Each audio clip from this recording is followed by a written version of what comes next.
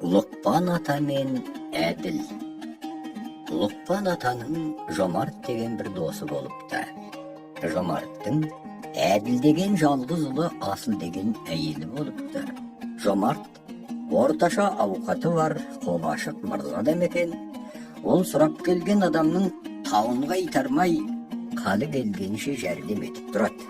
Ал алған адамдар да кезінде қайтарып, жақсылығын ұмытпайтын болады.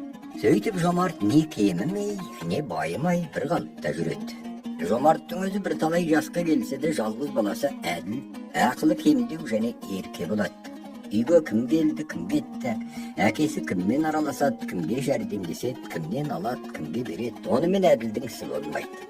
Ішкен ас, киген киім, мінген ат, ойнаған ойынға мәз болып жүре береді. Әйелі Асыл болса, одан еш нәрсеге араласпайтын адам болады. Ерім барда қайғы жоқ, әділжанды өсіп қалды ғой деп жүре береді. Күндерде бір күні Жомарт ауырып, өлерменге келеді. Баласы мен әйелін Лұқпанға тапсырайын деп Лұқпанды іздетеді. Ел аралап, алысқа кеткен атайды қапелінде табу қайда, сәті түспей, нақ өлуге жақындағанда баласы мен әйелін шақырып: "Шырағым Әділжан, жас қалдың, келін алып қызыңды да көре алмадым. Мен бұл дүниеден озғалы жатырмын. Анаңды сыйла, қонақты сыйла, менің атағымды жоғалтпа, адал үсіп емген әйел ал. Қазақта әкең өлсе де, әкеңдің өлген өлмесін деген сөз бар, есің ұста. Жақсымен жолдас бол, мұқтаждан қысылсаң, Лұқпан атаңнан ақыл сұрарсың" депті де көзін жұмыпты. Жомарт өлгесін енді жас, қожа, әділге де келуші қонақтар көп болады, бірақ бұлар бұрынғы келіп жүрген қонақтардан өзге жас қонақтар. Ит жүгіртіп, құс салатын аңшылар, қарт ойнайтын қарташылар, алаяқ саудагерлер, тағы сол сияқтылар. Бұл қонақтардың берері болмай, бәрі де ішіп кете бер. Әкемдей мырза боламыз деп сұрай келген адамның тауын қайтармай, не сұраса да бере береді, бірақ алған адамдар кері қайтармай, суға тастаған тас сиятты сіңе береді. Асыл болса, баласының бетін қайтармай, жалғыз бала ғой, өз жөнін өзі білетін шығар деп жүре береді. Әділдің бұнысын естіген жат адамдарды келіп, керектерін сұрап алып жүреді, тіпті олардың аты жөнінде сұрамайды. Қой, шыны керек әйтеуір, әділ аз уақыттың ішінде әкесінің жинағанынан айырылып өзі жарлы болады. Өзінен алған адамдар енді сені қайда көрдік деп танымайды. Анасы да енді баласына ренжіп, бала да өзін өзін алып, ақылдан ада болып отырғанда көршісі Омар деген ақсақал келіп: "Әкең өлерінде қандай өсиет айтты" деп сұрайды. Әділ бәрін айтып береді. Омар қатты ренжіп: "Әкеңнің айтқанының бәрінде орындапсың ғой. Енді қалғаны Лұқпан атаны іздеу екен. Өзің Лұқпанды іздеп тауып, әкеңнің өсиетін айт" деп ақыл береді. Мал дегенде жалғыз қотыр байтал қалған екен. Әділ ертеңіне осы байталды ертеп мініп, жанына кішкене торсық байлап, көршілерінен айран құйдырып алып жолға шығады. Лұқпанның қайда екенін, қандай адам екенін білмейді. Басын алған жағына қарай ел аралап жүре береді. Бір күндерде талма түстің кезінде балаға көздеген жолымен кетіп бара жатқан үстінде ақ шапаны астында тораты бар бір қарт кездеседі. Сәлемдесіп жөнін сұрасады бала: "Атым Әділ, Жомарт деген кісінің баласы едім. Лұқпан атаны іздеп жүрмін" дейді. Бірақ сіз кімсіз деп сұрамайды. Ақсақал: "Жарайды, онда бірге жүрейік, жолдас болайық. Ол кісі табылар, ел арасында жүрген шығар. Анау ауылдан түстік ішіп ауқаттанайық" дейді. Қарны ашқан Әділ қуанады да бірге еріп жүре береді.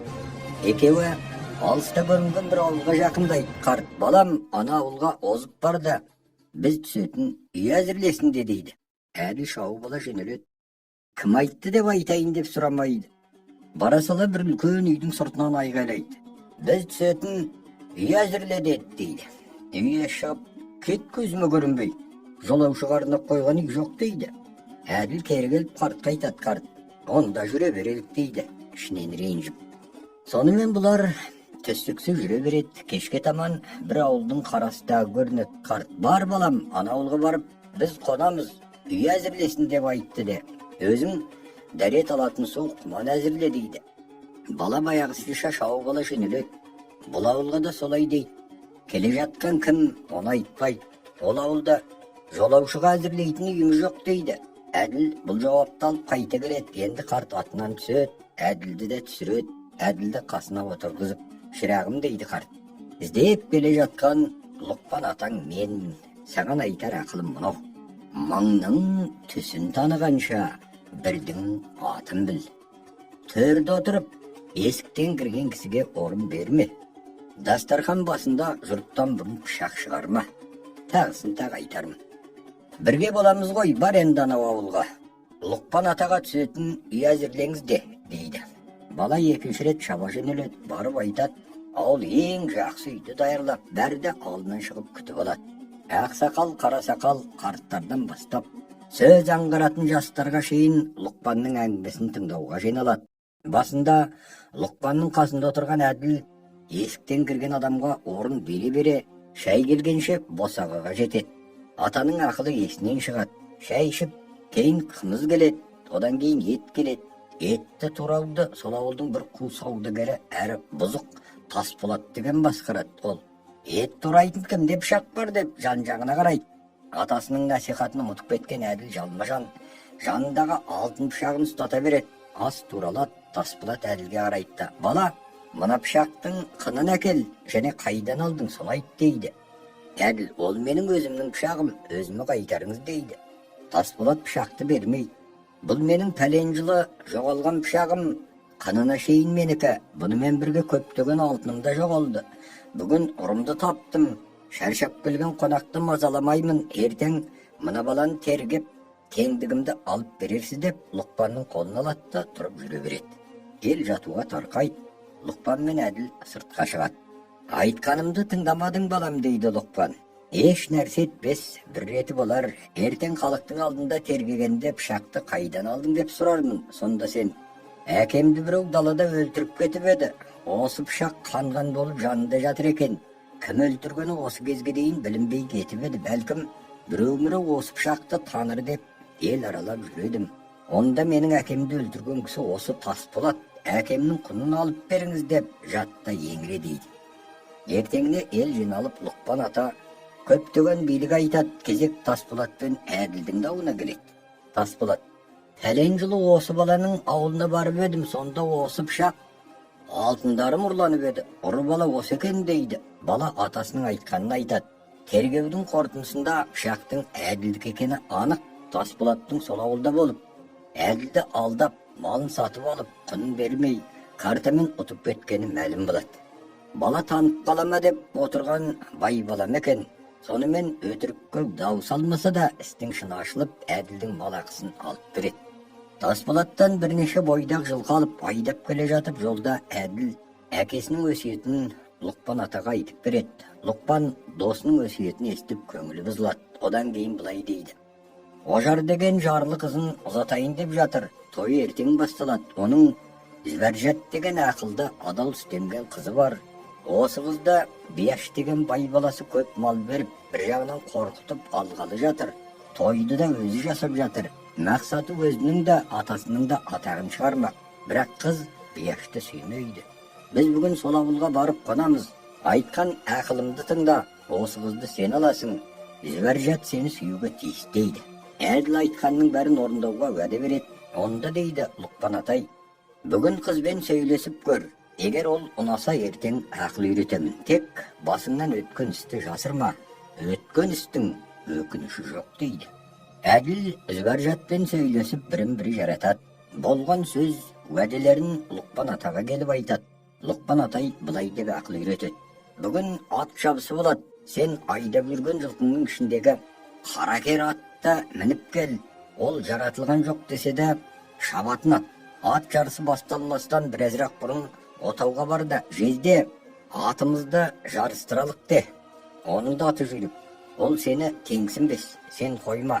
Ашуланған ол саған шарт қояр. Сен, менің атым озалмаса, саған басыбайлы құл боламын де.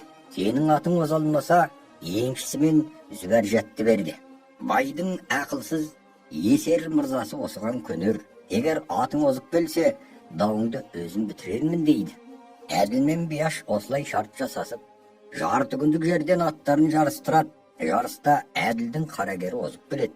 Лұқпан ата қалыңға берілген мал тігілген үйлерді ожарға қалдырып, Зүбәржатты Әділге қосады. Тасболат пен Бияштан алған малды айдап еліне көшеді. Жүре bir күні малға жайлы маңында ел бар бір жерге келіп қонады. Зүбәржат Әділге: «Мырзам, біз осында бірнеше күн тынығалық. Маңдағы елден бір сауынға сиыр тауып алалық. Сен атқа мініп, жетегіңе бір ат алып, мына ауылға барып көр» дейді. Әділ маңдағы елге барып, жетегіндегі атын беріп, қоса ақша беріп, бір бұзаулы сиыр алады. Жолда айдап келе жатқанда сиыр өқыралап басшығын үзіп, бұзау бір жаққа, сиыр бір жаққа қашады. Әділ қайыр алмай, ызасы келіп, қолын бір сілтейді, үйіне қарай тартады. Бұны көрген ауылдың қу жігіттері әжуаламаққа өзеннің екінші бетіне шығып, Әділдің жолын тосып тұрады. Әділ атымен өзенге өтісіп, өзеннің ортасына жете бергенде, үйірілген қатты құйын келіп, басындағы бөркін ұшырып әкетеді. Сонымен Әділдің бөркі суға кетіп, өз судан әрең өтіп шығады. Қыратқа шығысымен қызықты көріп тұрған қуақы жігіттер келемеждей жөнеледі. «Сені енді әйелің үйге кіргізбейді. Сендей ақымаққа еріп келе жатқан қандай әйел екен?» деп күлседі Әділ. «Менің әйелім адал сүт емген, маған еш нәрседе айтпайды» дейді. «Қандай сүт емсе де сенің ақымақтығыңа шыдамас» дейді қыраттағы жігіттер. Әділ: «Олай болса еріп жүріп көздеріңмен көріңдер» дейді. Сонымен жігіттерді ертіп Әділ үйге келеді. Зүбәржат бәрін аттан түсіріп, аттарын байлап үйге кіргізеді. Дайындаған шай да келеді. Бірер пияла шайды ішкесін Зүбәржат. «Сапарыңыз оң болсын, мырзам, сөйлей отырыңыз» дейді. Елді аралап жүріп, әрең бір бұзаулы сиыр сатып алдым дейді Әділ. «Қайырлы болсын, сүтсіз қиын болып еді. Бұзауы кепе болса, қалғаны жолға ілесіп барады ғой» дейді Зүбәржат. «Оның мәні бар. Жолда оқыра тиіп, қуа таба алмай, одан айырылдым» дейді Әділ. «Онда бастан садақа, шығасы болмаса кіресі болмайды мырзам» дейді Зүбәржат. «Өзеннің орта жеріне жете бергенімде құйын шығып, көзімді ашырмай, атымда тықыршып тұрмай, әуре болып жүргенде басымдағы бөркімді де жоғалттым» дейді тағы Әділ. Зүбәржат: «Оқасы жоқ мырзам, басыңның пәлесі кеткен екен, бөріктеген қозының терісі ғой» деп тұрып барып, сандықтан бір бөрікті алып басына кигізеді. Әжуашыл жігіттер үн-түнсіз өз жөндеріне кетеді.